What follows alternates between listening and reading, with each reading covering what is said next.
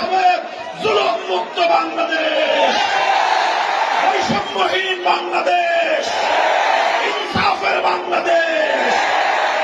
সংগ্রামী সাথী ও বন্ধুগণ, ইনশাআল্লাহ আজ বাংলার প্রতিটি প্রান্তে প্রান্তে এদেশের মানুষ নতুন ভাবে জাগ্রত হয়েছে, নতুন ভাবে মানুষ জেগে উঠেছে।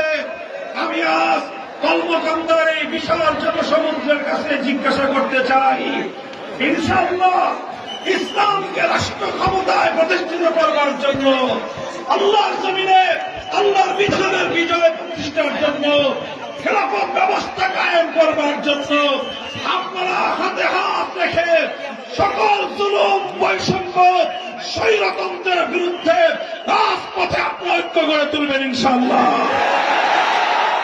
সংগ্রামী সাথী ও বন্ধুগণ, আমরা পরিষ্কার ভাষায় বলতে চাই, হাজার হাজার